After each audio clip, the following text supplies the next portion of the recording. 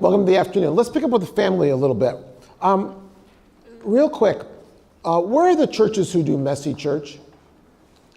Okay, let's just, one of the best ways to get a sense of both intergenerational and family is to just visit a church that does messy church, just to see what they do. So can we just real quick, let's get the names of the churches in slow so people might want to jot it down. You could do a field trip one Sunday or whatever day. Say it louder. Okay, thank you. That's number one. Maloney, the first Sunday. Okay. Afternoon. Kenmore. Weekly? Once a month. Once a month. Usually. Banyo, 6 times a year. Birkdale once a month. Say it louder. Birkdale once a month. Anglican Parish Board of the Day. Family Uniting, bi-monthly, commencing February. Bi-monthly. As the Albany Creek Anglican, we're about 4 times a year. Okay. St. Peter's Dimby every month, fourth Sunday of every month. St. Peter's? Okay. Okay. St. Matthew's, Holland Park, monthly. St. St. Matthew's, Holland Park, monthly. Monthly. So a lot of monthlies and some 4 or 6 times a year. Okay.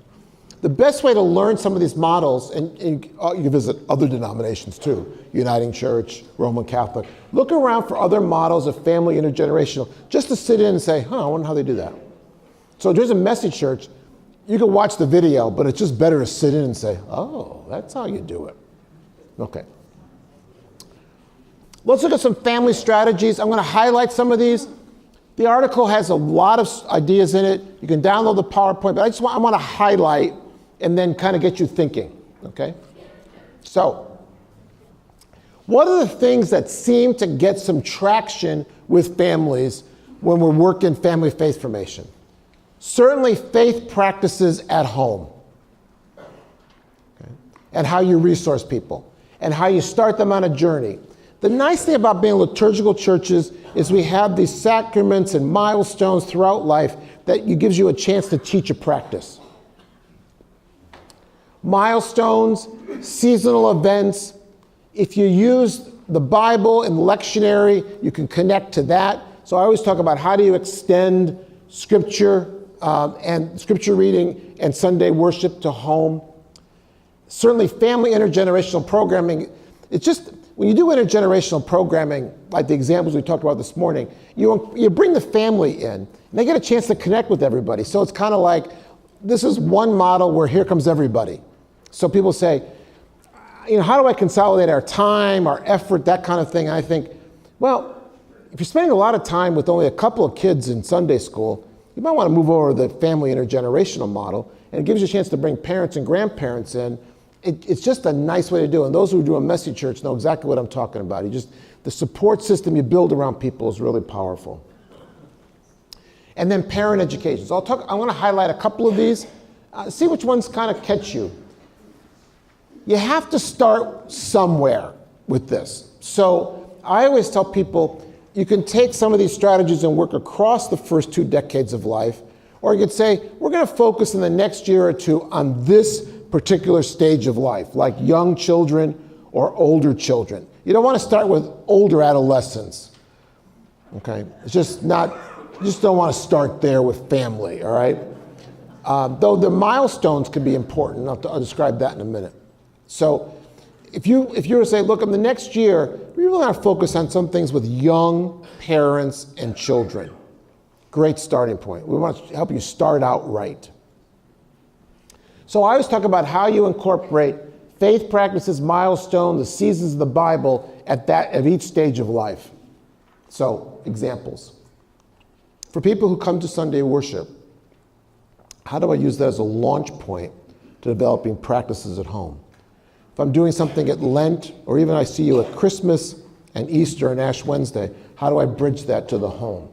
So one of the ways to think about this, extend church events to the home, is just very practical kinds of things. I'm going to give you some examples in a moment of just ready-made things that you can do that will help people take an hour and turn it into all week long. Here's a simple practice. You have to, by the way, one of the key things about these practices, we have to model these in some gathered way oftentimes for them to do it at home. We have to demonstrate it. So demonstration is a big piece of this. The Faith 5 comes out of the United States Lutheran Church, in fact, faith incubators in Minneapolis, Minnesota. And the 5 are very simple. Share highs and lows, read a Bible text, talk about it, highs and lows, in light of the Bible text, pray, bless. Families are out of the habit of doing this. How can you begin to help families do things like this? Well, if you're at a messy church, do this. If you're at Sunday worship, practice this. If you're doing a dinner with people, demonstrate it. In other words, use gathered opportunities to equip people to do it at home. If I started that with young families, so let's say my focus was young families or families with children, find the ways we could teach this and the opportunities we have with them. Get a family doing it. Ask people to do a little YouTube video of us actually doing the Faith 5 at home. It's these simple practices that if you could encourage it, I just need 4 or 5 people to do it. Because once I put it on our website, once I start resourcing people, once I hold it up in front of people, more will do it. But you have to start. So whenever you're trying something new, don't worry about how am I get everybody to do it. Those days are gone. How do I get 4 or 5 that gets me 5 more, that gets me 5 more, that gets me 5 more?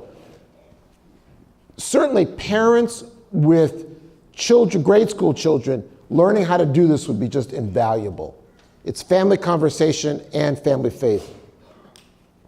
On the right side is an example, just the Nation Examined, but just for children, before bedtime. So I'm trying to find these modular, short activities that you can embed into everyday life. And then I try to find delivery systems. How can I communicate that? So in gathered programs, we could demonstrate this. At a parent workshop, I could demonstrate this. Online, I can demonstrate this. Through our sacraments, I could demonstrate this. On Sunday, I can demonstrate this. So I'm trying to find different ways I could demonstrate it and then have people do it while they're with us to transfer it home. So why do I like family intergenerational learning models? It gives me a chance for people to practice these things. And they can take them home. Milestones are great experiences in the sense that not just for young children and older children, but all the way through the life cycle. So how do we take each one of those moments and ritualize them? So churches will do things like around a particular milestone. Let's say first Bible. Okay. Maybe it's a church ritual at Sunday. Young families are giving them their first Bible. So some kind of ritual celebration, some kind of blessing, a home ritual that might mark it. Maybe we even do a learning program around it. A tangible reminder of the symbol, well, the Bible is the symbol, and a resource to help them keep growing. So each of these milestones, birth, baptism anniversaries, first prayers, first Bible stories, all of these are meant to be moments in which we bring the family together to do something significant, liturgical ritual, that equips them to do something at home in terms of a faith practice. What we're trying to do is this. Around these moments, so whether it's birth, baptism, or first communion, how do we prepare people not only to experience the event, but how to take that and continue to practice that and live that out? So we wrap around these milestones a little education, a little practice, the experience of receiving your Bible and a blessing, and then Bible activities on our website. I'll show you some examples in a moment. Another thing we try to do, these are US examples, but try to celebrate seasons. So church year seasons, but also calendar year seasons. I'll give you an example of calendar year one. So Earth Day. So many communities, like in the States in April, they do events around Earth Day, creation care, etc. It's a great opportunity to be ecumenical, community-centered, But people are naturally open to that. So what if we took our seasonal approach and we built some faith formation around that? In other words, the church got engaged with this. So at home, we want to maybe do recycling activities, plant a family garden, give them a whole menu of things you could do for Earth Day. Out in the community, they're doing a community cleanup. So we want to engage people with that. So the church is engaged with that. Church is going out, engaged in community cleanup. Plant a community garden, etc. And then the church can do things like part of our worship services adds care for creation. Or we partner with other churches. Or we do a little a church audit, get the children and teens to how ecologically friendly and is our church in our practices. In other words, and you might do none of those, but still take that calendar year event that already arises. Other people are doing things. We get into the mix and we see the faith-forming possibility of things like Earth Day. Well, Lent is easy. What do you want to do for 40 days? Okay. And so you put all kinds of things into Lent to make that happen. Traditional and avant-garde. Incorporating young people. Some churches have Sunday school at the same time as worship. It sends a mixed message from me. How do we integrate young children into our worship? So family worship is a natural. Family learning, just like intergenerational learning, family workshops, those kind of things. And if those family workshops, in my experience, are on topics that families care about, like social media, okay, like communicating more effectively, that can be your starting point to get into more meatier spiritual, religious topics. Family camps. You know, there's just a variety of things that people do. Family service projects. Okay. And again, just like that intergenerational example, these opportunities exist out there. It's a matter of us connecting. So how do we connect with families? One of the things I've encouraged people to do, and I'll talk more about digital strategies, but I want to do this in context, is we need to do something where we build a digital platform that keeps us engaged with families, that connects all these dots. So let's take, for example, milestones. So how do we help families celebrate milestones through their daily life? We can encourage and support this, but starting school, so beginning a school milestone. So we can encourage these, promote these, or church newsletters, word out to people in the community, but the content for these is all online. The time when they're getting ready to come to worship, a birthday celebration. You can see where I'm going with this. You could add all kinds of possibilities to this. But the digital platform becomes the resource center or the portal for the kinds of activities you want to engage them in. Imagine doing the same thing with the seasons of the year. This is an example of just one event per season that you lift up. And as a church community, we're going to celebrate this. The way families will get access is to go online. So simple stuff. Advent, Christmas season. The key here is most of the content already exists. So you use all your church sources and all the rest to find where that content is. So I just listed this as an example, but all these Advent activities, I didn't write any of them. You see how they all have links on them. Where to go to get the activity, how to download the activity. What we're trying to do is resource families, make it available to them 24/7, align our church programming around that, and then if we have to, create an Advent festival to do what? Introduce them to the season and say, here's the way to stay connected throughout the season. Well, you can't really see that very well, can you? That one will not get bigger. This one gets bigger. So you kind of see it. January, a different focus. February, Lent. February, March, Lent. St. Patrick's in March. This is a good Catholic example. But I found everybody has celebrated St. Patrick's now. New Life in Mother's Day. Blessing for travel in the summer. Back to school, breakfast devotion. You can have fun with this. These are already done. I can give you all the sources where it comes from. It took me, 20 minutes to put this whole page together because I didn't write any of the activities. I simply curated them. But having them available, connecting them to programming, communicating with families this is available, Having a couple of families start this, you start down the road to family faith practice. So this is where the digital piece supports the strategies, supports the Gather program. Does that make sense? So we're talking about working with families. What we want to do is we really want to work at the level of how do I develop the habits of faith at home? I do it through our church programming. I do it through outreach to families digitally. I do it through events in the whole community. What are you thinking?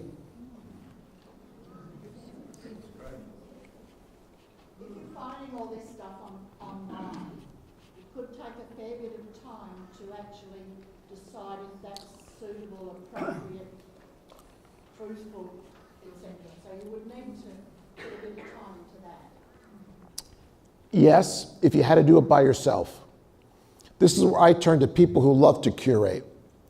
So we turn to people in the diocese, we turn to people in other churches and say, I've been looking for some Advent stuff. What would you recommend?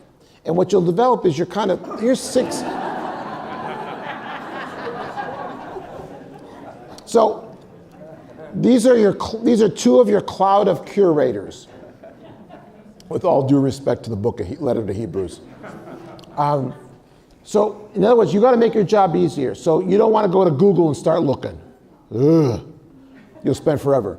You'll be lost. In an hour or 2, you'll say, how did I get here? That's the Google search. So you start with trusted sources, church sources, and you develop, so for example, when you're looking at these, and I'll share some very concrete examples in a couple of minutes. So when you're doing this, I'm going to go to some sources where I know they created great Christian resources, or great Anglican resources, or great Catholic, etc. And somebody's already sifted and sorted out the good stuff. Get your list of 20. So if I was doing Sunday worship, I would develop my 8 or 10 places I always go for a children activity, family activity, whatever, and I would look at only those. But you got to shrink the picture, because if not, you're right, you'll spend forever doing that. So who are the people that you trust to make good recommendations? And you go to their websites or you email them and say, hey, I'm looking for, what would you recommend? I get those emails a lot. What about copyright? Yeah, so here's the fun part about copyright. You notice on this website, you don't see the activity. You just see the link. The genius of that is, I cut and pasted the description. I haven't got time to rewrite them, so I just cut and paste it. That's always fair use. But I link to the website where the activity actually is. So who doesn't like getting traffic on their website, right? So they come to, so in many ways, your family website is like a portal that takes you places. Now, the nice thing is, I don't say, go to XYZ website and it's going to be there somewhere.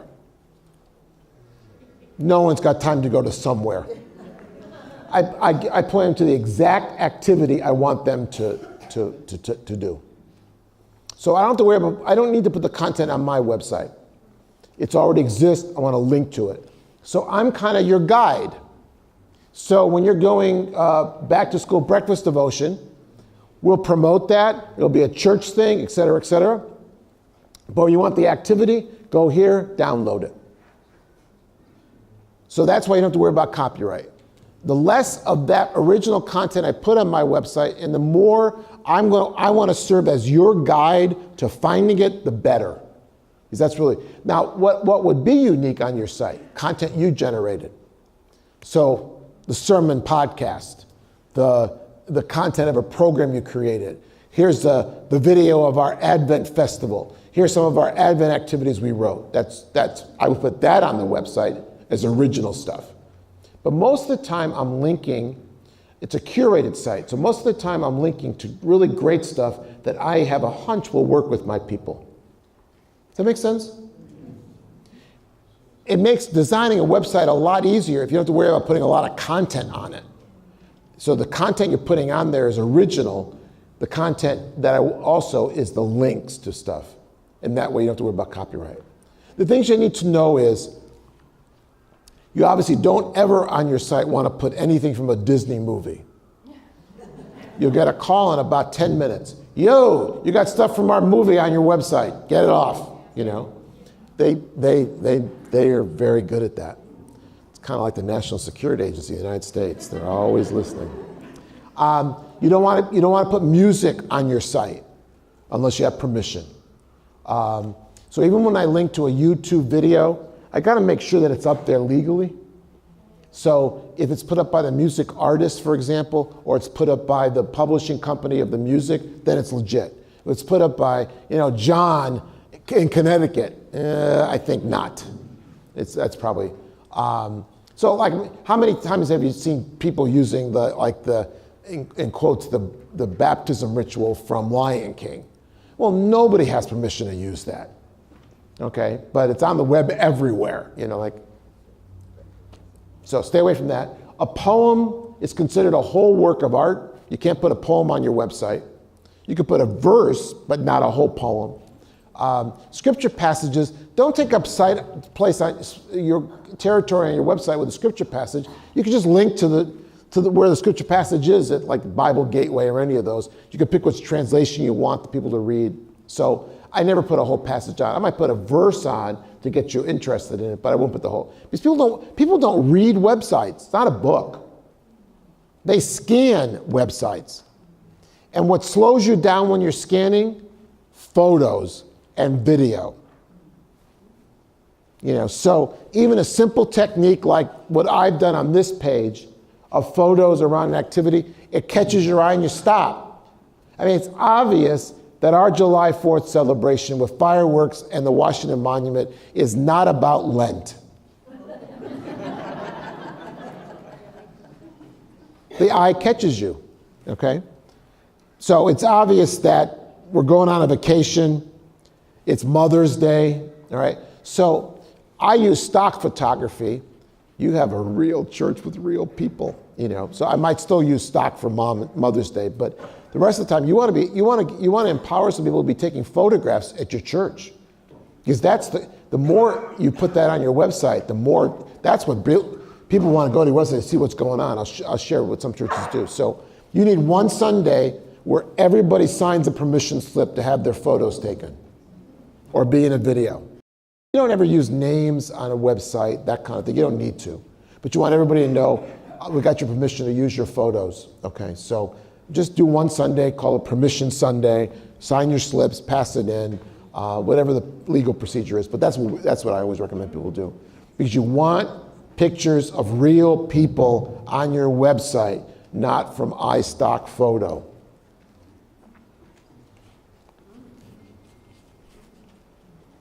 So that's my seasons page. So I'm trying to match the faith practices I want families to do with a website that provides that, so I can provide experiences at church, small group, large group, that teach them how to do it. Does that make sense? What are you thinking?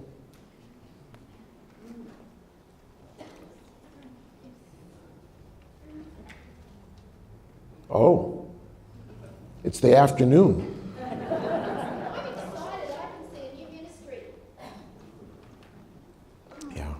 I'm watching big churches hire a web communication person, and I'm watching little churches go to third graders and say, be our technical team. They both work, by the way. Every church here has people skilled in doing these things. I had a question at a workshop just a couple of weeks ago. Someone said, I know we need a Facebook page, but how could I ever figure out how to do that? Don't. Just go to people and say, I know we need a Facebook page. I don't even know how to spell Facebook. Can anybody help me? Okay. And how many people in your parish are on Facebook? Set up Facebook pages. How many people, as part of their business, manage social media? How many are on Twitter? How many are... Just get some 10-year-olds. They're all on Instagram. How many people have built a website because they're a teacher, or because they did it for their athletic, sport program, or, whatever. So there's a lot of talent embedded in your church community. We've never asked them to do this with us. We've asked them to teach Sunday school, and that well is pretty much dry in most churches. Okay. but to bring some of the expertise in from our younger folks as well as some of our older folks, depending on the project. You've got assets and resources. Just invite them. And the best thing is not to know anything about how to do it. I don't know how to do this. And I'm really, So be a grandparent, that's all. How does this work? How do you do that? And just keep telling them how smart you are. How'd you figure that out? Isn't that what we do? Yeah. Like, I have a grandson I forget which video game he plays. He's got a PhD in that video game, And he's almost 7 years old, but he regularly plays with kids who are, teenagers, and he beats them at this game, And the funny thing is that they think he's like another teenager, They don't realize he's in kindergarten. I think they did that was just kind of humiliate them, that a kindergarten first grader beat them at this video game. But online, there's all kinds of assets. So when we're thinking about family, I just want to encourage you, there's so many ways to engage families and not to get discouraged because we don't have a lot of families participating. Target an audience and work that territory. So that's why I like this diagram. Take one and go deep. Invest in maybe families with children, younger and older. And then I can build a website around that. I could create some programming around that. I create some outreach around that. Okay. So you can't go after all of this, but you really want to really build a relationship with families. And so you've got a lot of strategies. The PowerPoint's filled with them. There's more examples online. Building faith practices, milestones, seasons, Bible, and then help them grow as parents. One of the things we've learned about parenting, I'll bump back to this a bit, is that parents really need assistance in 3 areas. Their own faith and spiritual growth, and parents and grandparents, how to be faith formers of their children. What are the skills I need to be a faith former? So, how do I pray? How do we pray? How do I read the Bible? How do we read the Bible? Simple stuff like that. And then they need knowledge and skills to be effective parents. We can get into this business. This is just perfect for what we do. So a website provides one way to do it. And the other thing I'll talk about in a few minutes in terms of digital strategies is one of the best kind of digital strategies is we have the ability to do webinars with people. You've all been part of a webinar probably, and it doesn't cost a lot of money. And as long as you know the possibilities there's people who can run the webinar. But reaching parents using a webinar format where we'll come to you. So our message, I put this on as an example on the website. So I'm kind of teaching this to people and saying, we've got lots of ways that we can do this. So make sure you have a parent page on your family website. And so have a first, like this is an example, have a first Wednesday's program. A parent webinar series, we bring the program to you. The message is stay home, we're coming to you. How many people have ever sat in on a webinar? Okay.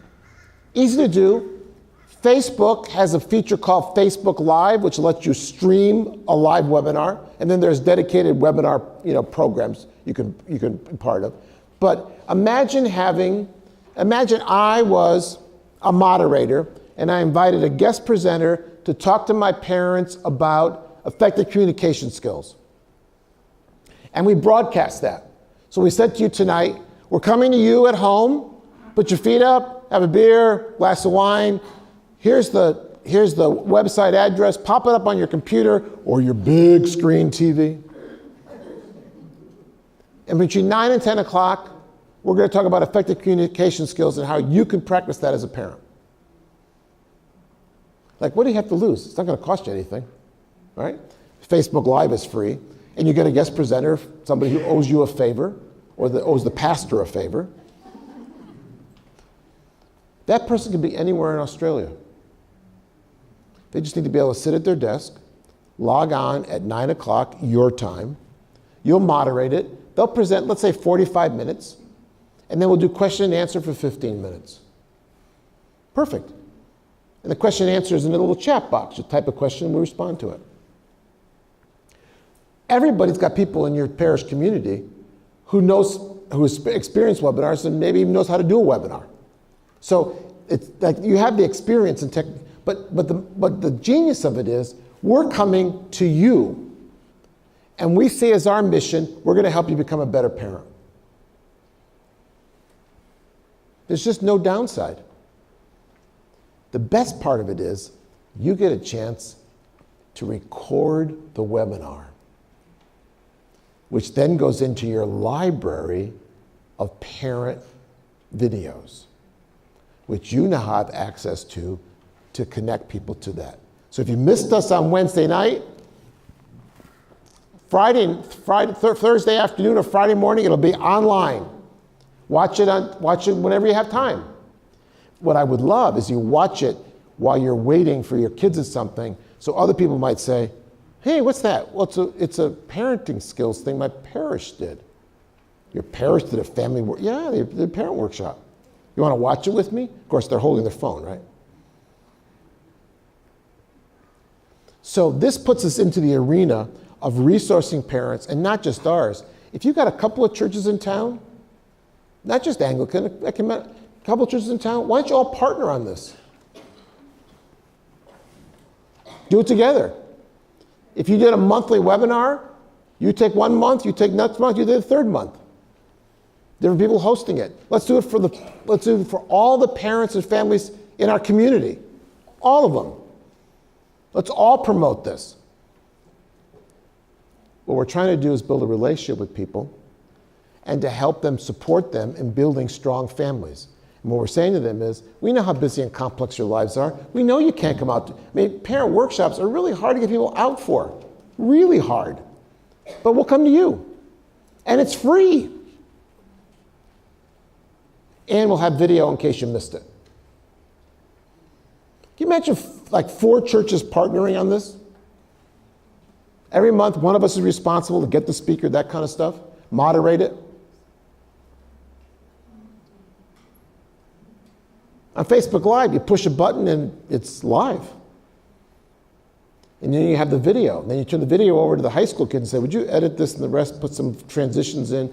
Because no one's going to watch 45 minutes. I mean, unless you're really, really, really good. But they'll watch 15, 15, and 15, so I'll put part 1, part 2, part 3. Make it modular. Micro-learning. Imagine doing this for a year. So like in the States, do September, October, November. December, have a parent dinner. Invite all those people to meet each other in person. Provide babysitting and have a dinner. Then do January, February, and March. In April, do the dinner again.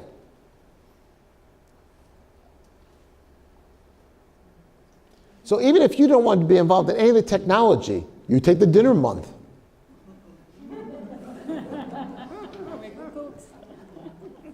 Right?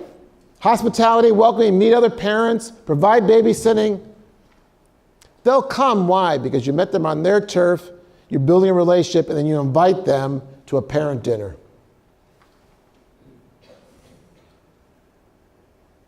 These possibilities are available to us now.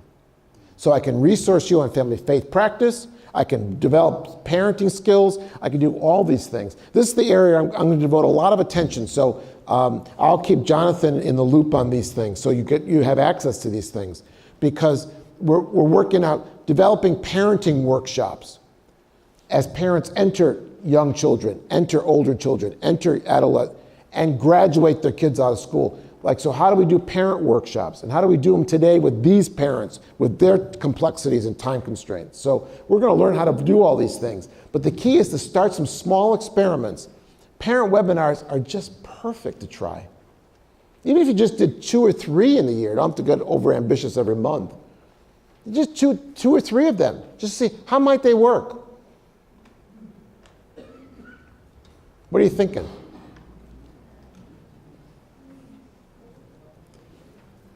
Remember, the bar you have to get over is not up here, it's down here.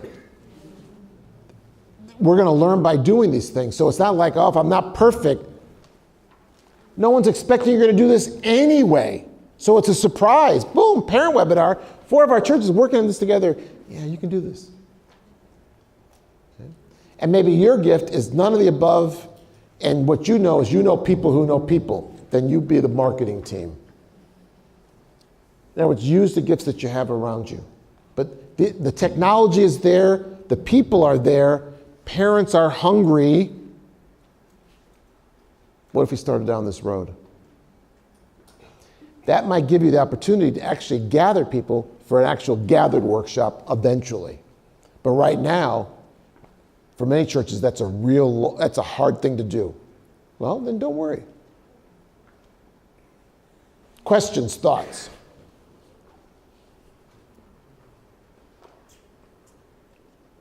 I really like that idea of having parents come to a chit chat, because we do have a couple of parents within our congregation who are struggling with their own faith because they're unable to provide for their children, which means they're unable to provide for themselves. So I really like that idea.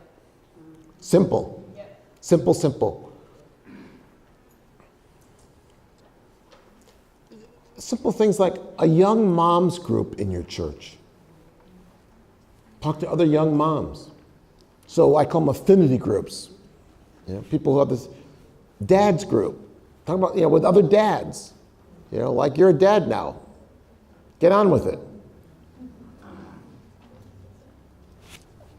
John, talking to an Anglican friend once after a messy church experience, he touched something that I've never forgotten when he said, how often we get to a point though where we think real church, like proper church, the real deal, is in here between 9:30 and 10:30 on Sunday morning. And this other stuff is really only meant to get people to come here to real church.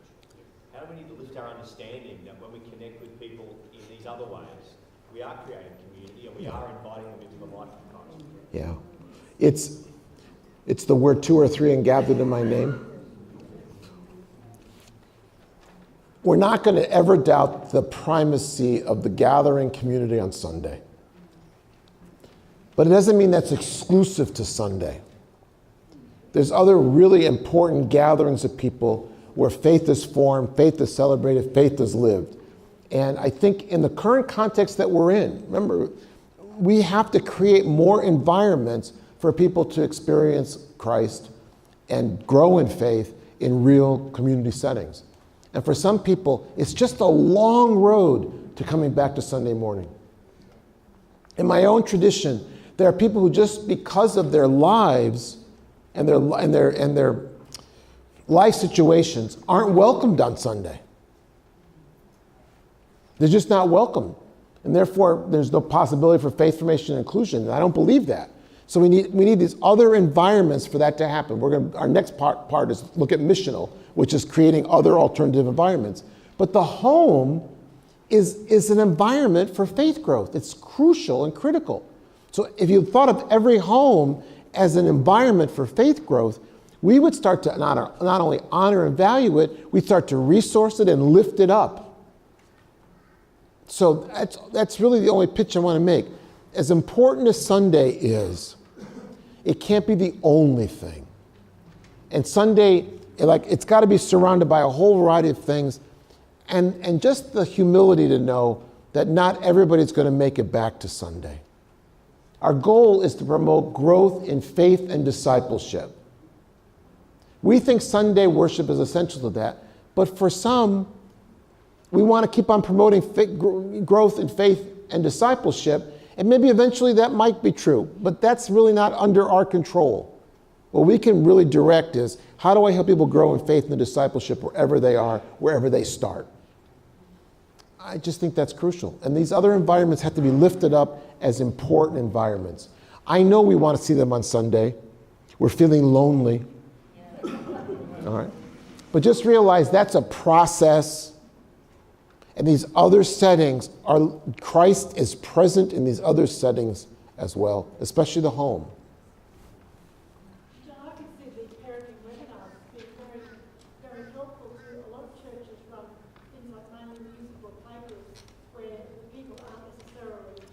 Yes. Yes.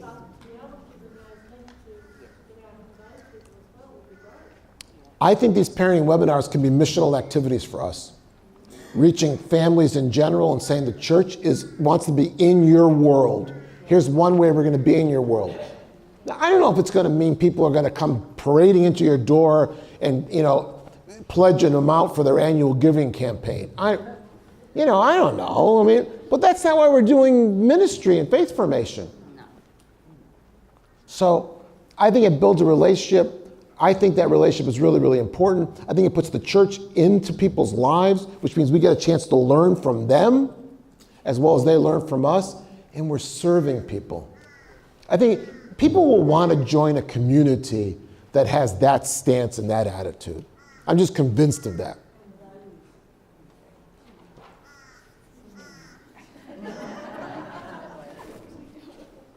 Yes. John, these ideas sound really great. Have you thought about putting them into a series of books? And if you had, how would we access them? Oh, my books. I'll mention my books in a minute, but yes. Actually, on the back of that, Jonathan, what's the diocese? Maybe the diocese could actually coordinate some specialists that they could actually say, so different parishes could actually link in. So they could actually have a list of people that could happy to do webinars, so we don't actually have to go out individually and source them. Maybe we already have it. But, it'd be really good even if we were able to present from a diocesan process forward. The next 5 years, if you wanted to do 3 webinars a year, well, we actually have some people who are happy to do it for you, who are happy to link in. You don't need to worry if you just come speak to me and I can organise it. Sure. So, not so much a book, but maybe for a progression forward and plan, maybe the diocese could actually help the parishes themselves coordinate when accessing people who have specific, really good messages to say, so that holistically we can actually provide a more of a cohesive movement forward and provide the same message to what's going on. The other thing is that we are already doing some of those things. The Form Faith website already does some of those things, not all. But one of the things that will flow out of the clergy conference and this conference, a few of us are going to get together to sort of work out some next step things. So there will be a next step, Roberto Next Steps page on the Form Faith website, which will have some of the kinds of resources that you're talking about. Yeah, if this can bubble up, you say, we want to do parenting. We've got churches that are doing that. Can you recommend some people to do that? And you start partnering. Because the digital strategies allow you to partner across churches in a way that's really hard to do physically. So you could be anywhere in Queensland, and you could partner on doing something like this. So this is an area where I think churches getting together and saying, we want to create this. Diocese saying we can support and resource that. This is where size is no longer a big deal. It's just not a big deal, because it could all land, and even if Wednesday nights are not good for everybody, it's okay. We're going to have what? The video that we can use and reuse. So a lot of these digital strategies are great to partner around, simply said. It's very nice to talk about central casting to this stuff. You've all been talking to us as lay people. There's 500,000 of us who are listed under the diocese, and too often it's God's chosen people.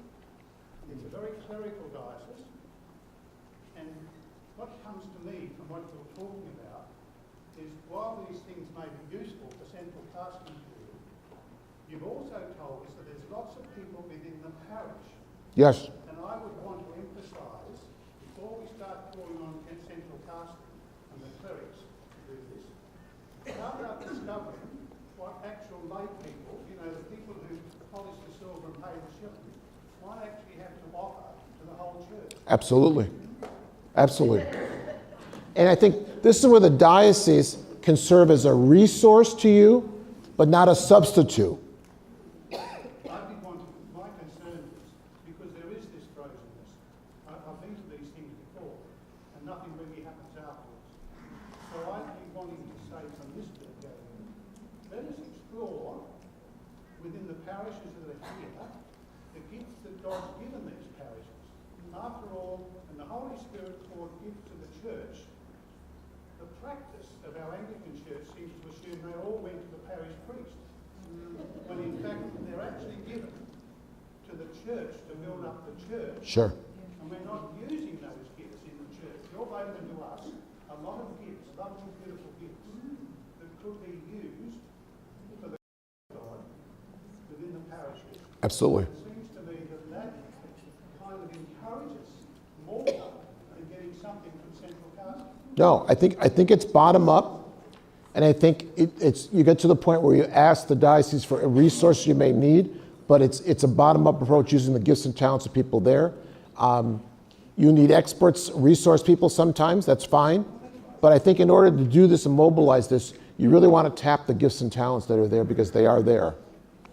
Sorry, John, I'll just say, in front of everybody, my parish priest came back from clergy conference excited about what John Roberto had told us. I had a brief chat with him Thursday afternoon, and I was very encouraged and very excited. So just to say that we are hearing a summary of what all our clergy just heard, and it is wonderful because my parish priest said, we are doing some of these things and we're going to try to get together to do them better.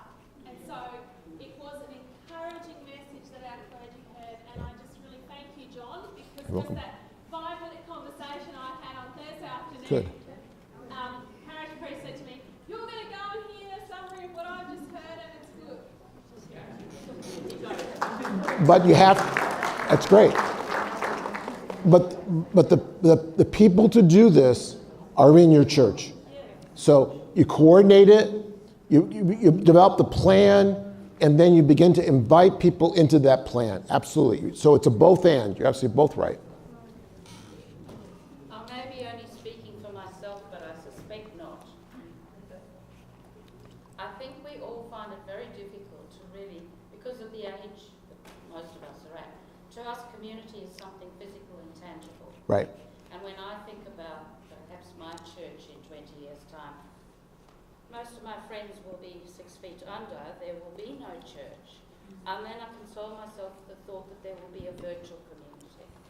But I'm talking as a person who has a dumb phone. I've been given a smartphone for nothing over a year ago, and I can't bring myself to put the effort in to learn to use it. And yet I use a laptop. I'm sure I'm not the only one who just sort of shrivels inwardly when we think about having to become more digitally aware. But it's not that hard. Once you learn, you can't get yourself off the darn thing. So, what is the matter with us? We just need to do it. But I think the key word is all I want you to do is be aware of these possibilities. And then go back to say, there are people in our communities, once we get this picture, that we can invite to work with us. But I just want you to get the picture of the possibilities. I don't think we'll ever be a virtual church. I think we'll always be a virtual and a gathered, so we'll be scattered and gathered. But I think the move to expand the campus to home, online, and out in the community is this broader sense of what church is, and the fact that they are all our people. And that sometimes we're going to meet you in the community, at home, on Sunday, and online, but it's all church. It's all church. People are never going to outlive the hunger to belong, communicate, experience, touch, and taste, and see in person. They're not going to. Virtual will always be a part of that, but it's never going to replace that. So far, so good? I was just thinking in response to this lady here, the bottom line is it's not our love, it's God. Well, that's true. You don't have to do it on your own. No. God's in the hard drive.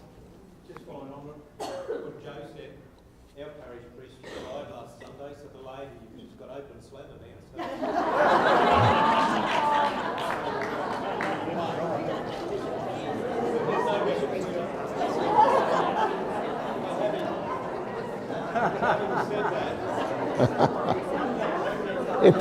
If people were kind of in and out, they're back. But having said that, some of the things that we're talking about here, we're doing with our young families ministry team that we have. Yes. And starting to do them very Yeah. well. I think that we're seeing But what we've done is, from the parish council, we've stepped back from that a bit to make sure our lay team are right in doing it. So we've stepped back and we're looking at our welcoming and our small groups and those sorts of things, and trying to strengthen that up. Sure. So that we can even do it better when we Yeah. come off again. Yeah. I was going to say, like, I've got 5 kids and no one wants to look after them. So, but I'm thinking if our parishes, and most people have blue cards, I'm guessing, offer a date night thing for parents. So the parents get a healthy night out, the kids get ministered to by intergenerational, along with some teaching, some practical skills and whatnot. And it doesn't have to be on a Sunday, it can be on a night time or whatever. So I just thought of that then. So, yeah, we need some help, parents. So, Yeah, but I think your point, to come alongside parents, to support them, and take some of our cues from them.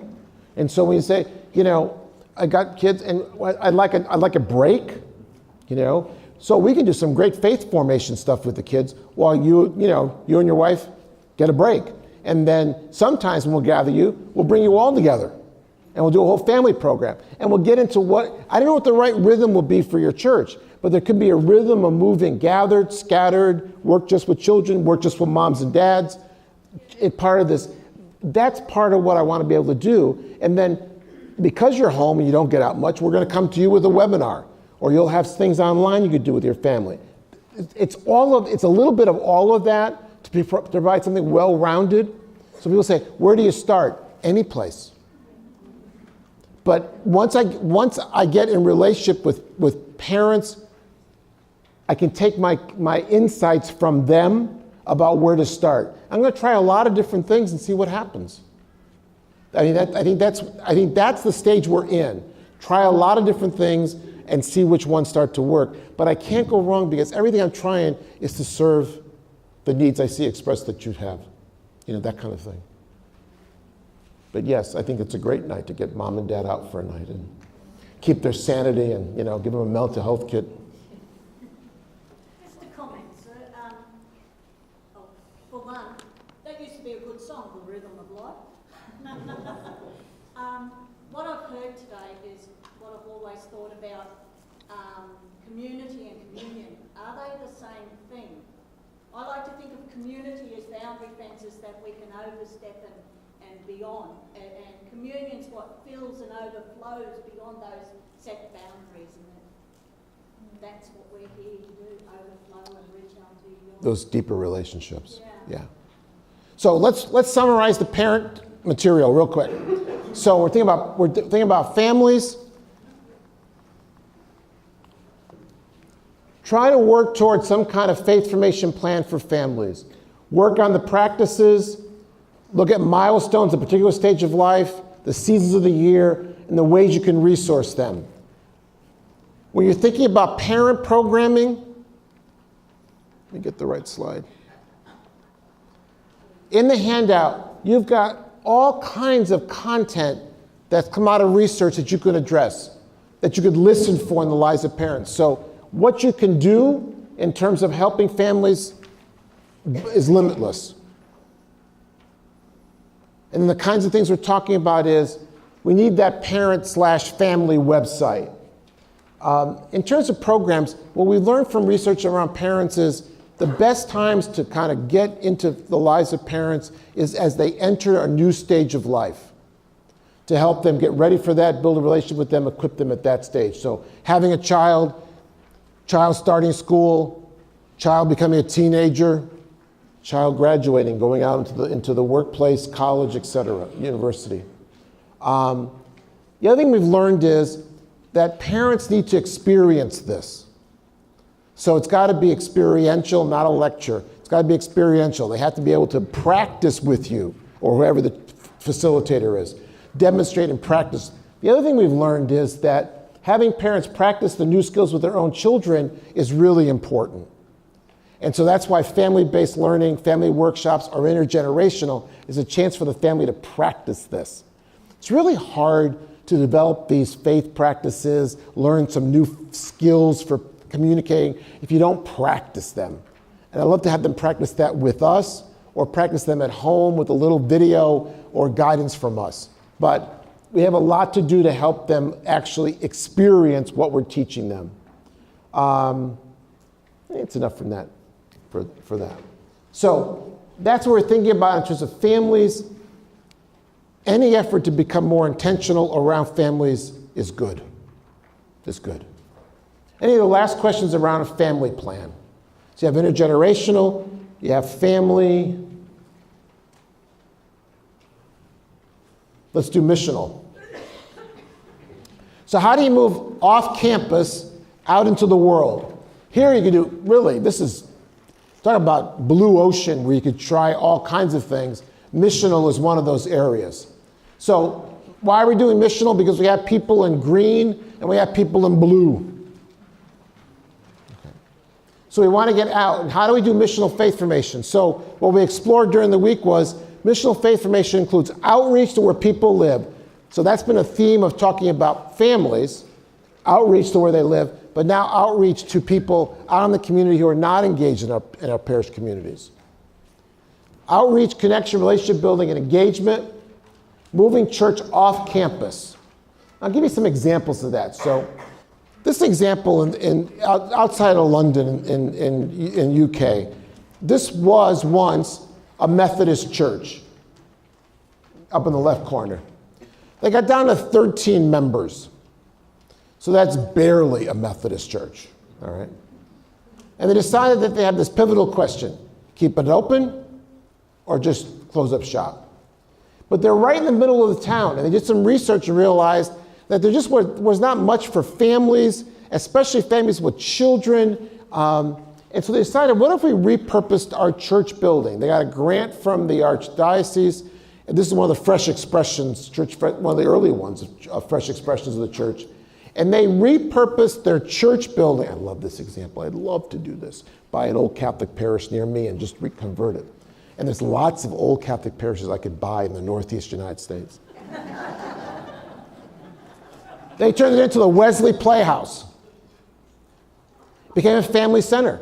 So during the day, it provides an environment for children and their moms and dads to come. They have family workshops, they have parent workshops, they're an after-school program. They become the center of the whole town. They were once dead. This is how biblical. They were once dead, and they've risen. There's still a church. They still have worship service on Sunday morning. It's grown a bit. But the goal was to plant a fresh expression of the mission of the church in the lives of people. They went after one of the biggest needs of the community, which was a place for families. And families with children. And children after school. And family workshops. And family support systems. Isn't this cool? The byline should be, you don't have to die.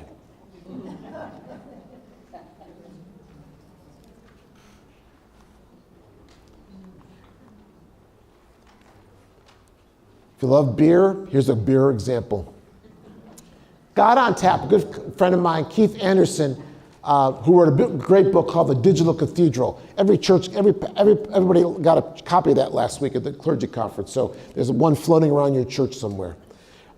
Steal it from the pastor and read it. And this is a very simple idea, and I'm sure you're familiar with it. Keith wanted an environment where he could be in contact with people who were not setting foot in church. So a third place, another environment.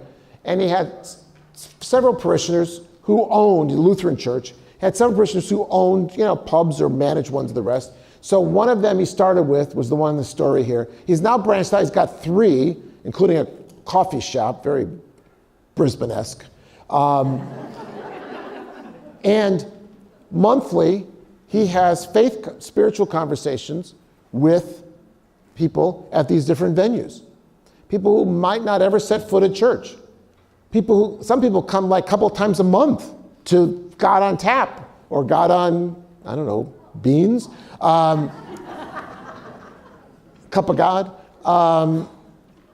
who don't ever set foot in church or worship as much as they do here. I'll show you the video in a minute. So that's where they meet. But what makes it formational, besides the beer and the conversation, is that Keith kind of fosters some spiritual reflection through his God on Tap blog. So this topic was discovering creativity at God on Tap tomorrow night. So he takes a spiritual topic, a life issue, and they read that, they might watch a video or two, and they come into the conversation with this as backdrop. That's the formation piece. So having a conversation over beer, good. Having a blog that introduces a theme that people read and come to have a glass of beer and talk about that theme, better. That's the formational piece. I'll have them describe it.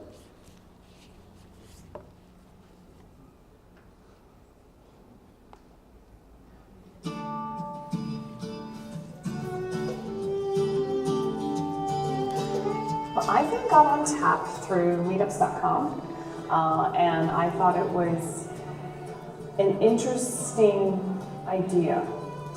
It sort of was a blending of a nice casual atmosphere, being able to talk theology. It didn't seem very intimidating, and I get to have beer at the same time. God on Tap is really an umbrella for us. Theology pub nights, we do monthly at a local pub.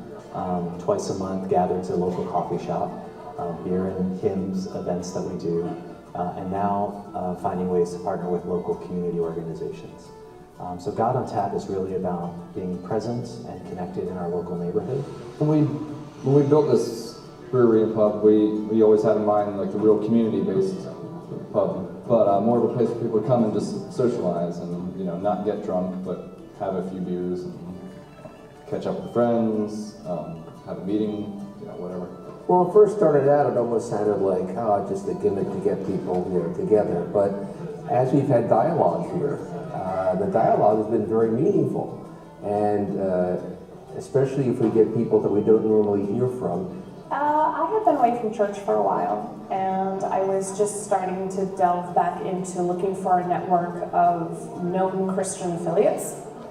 And this seemed like a good segue into that, where I could talk in a safe place and have engaging conversation without having to go back to church. The previous experience was I had to kind of gel into what they wanted. So this is nice to just be able to be myself. Coming to God on Tap, I might come here with friends anyway, just to have a beer, have a meal.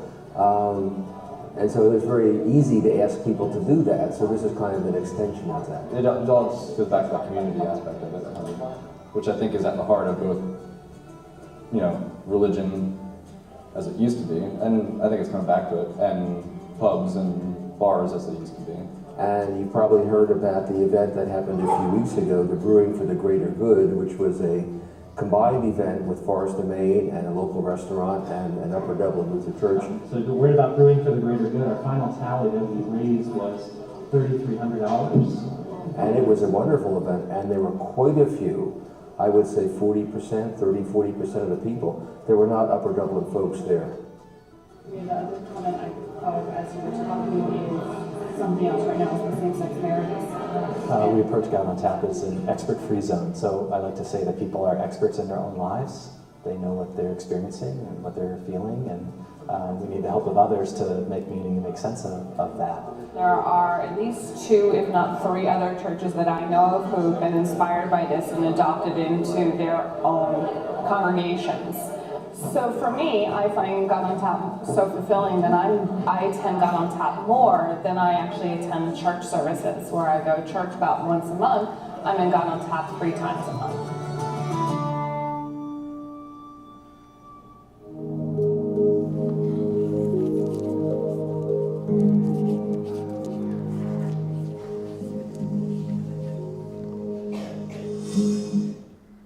Thank you.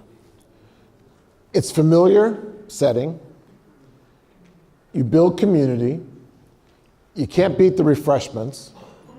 It's not at church, but it is an extension of church. And you talk about something significant and important. What's not to like? I love the last quote. I go to God on Tap 3 times a month, and I think once a month I go to worship. It's all church. It's all church.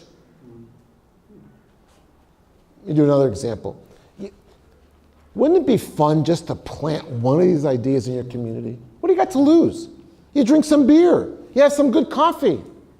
But the key is the connection to the blog opening up the conversation. That's the formational piece that sets the conversation that happens in person. Virtual, physical. John, as sacramental churches, both Catholic and Anglican, we do get hung up on our sacrament and try to push that rather than the friendship of the spirituality. As providing a context in which the other can happen. And I think when we're doing this, it's formational, it's relationship building, it's getting people to see church in a different way. And for a lot of people, we're trying to substitute one experience of church for a new, fresh one. Or for some people, to give them an experience. Oh, this is what church is like. Yes. Yes, that's what church is like. In terms of God on tap, would there be seen as a time to share the Eucharist there? It's a good question. I don't know if they would or not. I know Keith would invite people to worship with the whole assembly. But you might. You might. I'll give you a variation on a theme. So I worked with one church over a couple of months, and one of the things they started was a Wednesday night worship service. Okay. And it started with dinner. It's kind of almost like a dinner church. Started with dinner, or maybe started with worship. It started with worship, went to dinner, and then what I call a faith conversation. I don't think we'd call it a learning program, but a structured faith conversation. Hour and a half, hour and 45 minutes tops. Wednesday night, 6 to no more than 8 o'clock. Most of the people who go Wednesday night to worship don't come Sunday morning. Not because they're not invited, but for whatever reason, Sunday doesn't work for them. Okay. What I thought was interesting is they're creating another expression of church on Wednesday night. Even though it's at church, it's just a different expression of that church. So I think as liturgical churches, I come out of the Roman Catholic tradition. Oh my God, you got to say every word in the correct order. You can get a little, okay, how about a little creativity? Just a little bit. Okay, I'm back. Every workshop is always therapy for the presenter. But I'm thinking, why can't we have alternate worship services, as important and valid as Sunday, without detracting from Sunday, but offering people other possibilities? We have one once a month for older people or people that don't want to come on Sunday. Yeah, or can't. Communion service from Yeah. And they bring people from the aged care facility if they're able to. I guess as liturgical people, we'd want to celebrate wherever we could. And this is a layperson talking, not an ordained person. But I know the primacy of Sunday, but it doesn't mean you can't offer things around Sunday to still uphold the primacy of Sunday and say we're still going to have worship. And worship can be wherever you are. So I don't know. I won't go down that road too far. But just to say the legitimacy of other forms of worship that perhaps are more informal than the formal Sunday morning that provide this is kind of a different experience for me, and it's a pathway towards deeper worship experiences. Sometimes our worship can get a little, you know what I mean, fill in the blank. It sounds good to me because I know a lot of young parents can't make it to church on Sunday. Yes. Because a lot of sporting events Yeah. are held on those Sunday mornings. Right. And we get They were after church, now they're during church. Right. But they can't come. And we get really mad at them that they chose sport over God. I'm so tired of that. Let it go. Talk to your therapist next week about this, Let it go. Get over it.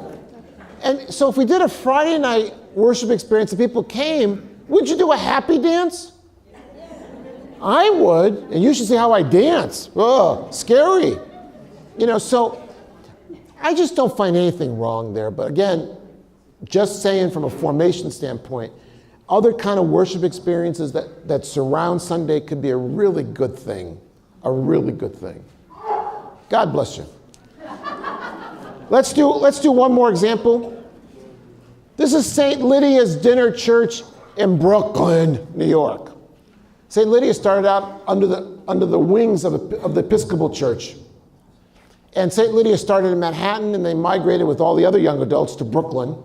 That's where all the young adult, Brooklyn was this old ethnic borough of New York. And it's now this bustling young adult, 20, 30 something, young marrieds, young families. It's just an amazing transformation because they couldn't afford Manhattan, so they went across the river. St. Lydia's is a dinner church in the evening or on the weekends, but during the day it's a co-working center for all those people who are working self-employed, the rest. This is the co-working center is a place where they could get good Wi-Fi, good coffee, work on their own, big tables, desks, that kind of stuff, with a community of people who are all in the gig economy. They're all working self-employed or that kind of thing. So it's kind of open, like almost round the clock. Here's their story, and then we'll take a tea break.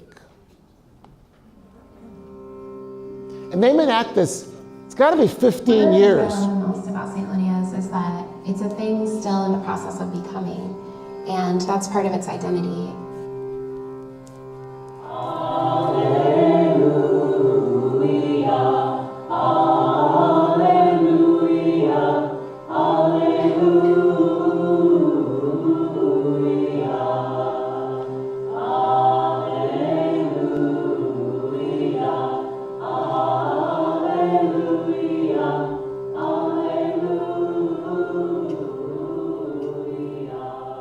Our central act at St. Lydia's is to gather together around a meal and around a table. The idea is that when we're at this table together, there's a way in which we're practicing for how we'd like to be when we're out in the world. So it's a table where we learn how to feed one another and where we learn how to be fed. It's a table where we learn to be compassionate with one another and patient with one another. And it's a table where we learn to be open to God's presence and to spend time sort of feeling that movement and that presence in our lives. We start our worship by gathering around a central candle and singing a lamp-lighting hymn. And we all light our own candles from that one central candle and pass the fire from one person to the next. And then as we sing, we process to the tables and light all the candles on the tables. And by doing that, we all get to participate in marking this space as sacred. So there's a story in the book of Luke that's about Jesus after the resurrection meeting two disciples on the road, and they don't recognize him. And what happens is that they come together for dinner, and when they sit down at the table, Jesus breaks bread. And it says that he was known to them in the breaking of the bread, that in the moment that the bread broke, the disciples recognized Christ. This is my body. And that's really the story that's at the heart of everything that we do together, that when we gather together at this table and when we break bread and share it, there's a sense that Christ is in our midst. And not only is Christ there with us at the table, but he's also present in each of us so that we can be Christ to one another. Earlier in my life, I had an idea that going to church meant making certain proclamations and adhering to certain theories. But being at St. Lydia's and sitting down every week next to strangers, I found that in that moment, when I pass the bread and the bread is passed to me, that God is present and I feel connected to something bigger than myself. And Jesus stands on the shore of the gray morning in the dawn, the same hour that he appeared to Mary Magdalene in the garden. Dawn, when the night is not quite over, but the day has not quite begun. He appears, inhabiting this in-between time when darkness and light are intermingled. His question to the disciples breaks my heart. "Children, you have no fish, have you?" And they answer him, "No, we have been fishing all night and we haven't caught anything." When the catch comes in, it is more than they could have ever dreamed of, more than they could ever consume. And still, we are told, the net does not tear. I think St. Lydia's appeals to people who maybe live far away from family and either emotionally or geographically and crave a home-cooked meal in the company of people who will accept them for who they are, no matter what they are. So we finish our worship by everyone in the congregation helping to clean up all the food and the dishes and all the big mess that we've made. And that's one of my favorite moments in the service because I think there's a way in which you can kind of see the community that's been formed over the course of the evening, that when we came together at the beginning of the night, we were strangers to one another, and by the end of the night, we're friends. I think that there's a big emphasis in our culture on the finished product, but I've realized that I learned something from the process of making something, and that's really where the value is for me in being an artist. And I think that's true at St. Lydia's as well. By making church together every week, we learn about ourselves, and it doesn't really matter if the singing sounds perfect or if the food tastes perfect, or, it really matters that we did it and that we wrestled with it for a while together. Amen, amen, amen. Holy food for holy people, sharing a meal.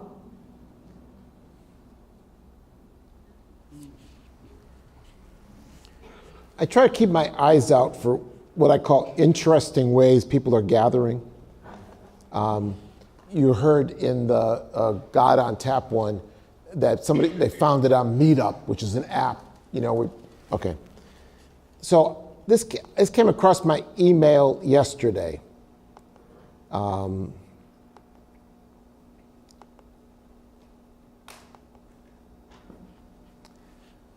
This is called The Dinner Party, Life After Loss. And ours is a community of mostly 20 and 30-somethings who've each experienced significant loss and connect around potluck dinner parties to talk about it.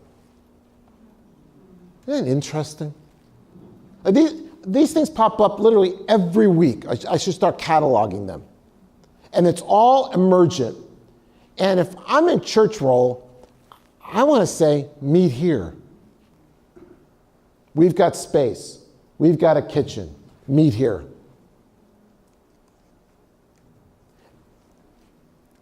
Because I want people who are coming together to talk about loss to know we're in the loss business.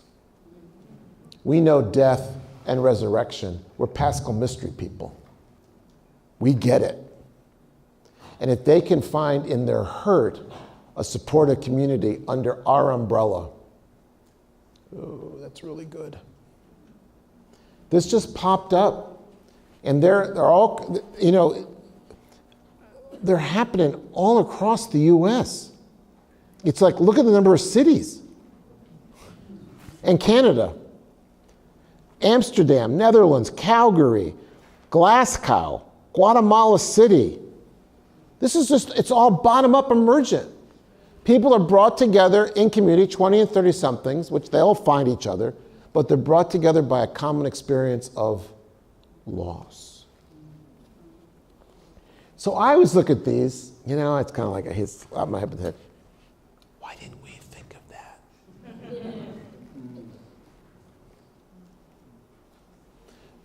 Missional for me is, why didn't we think of that? Why didn't we go where people were? Why didn't we address the people at their point of need or hunger and let them know that's what church is for? Church is a community of people who gather. We have sacraments about loss and life. It's happening all around us. Isn't it amazing? This is new.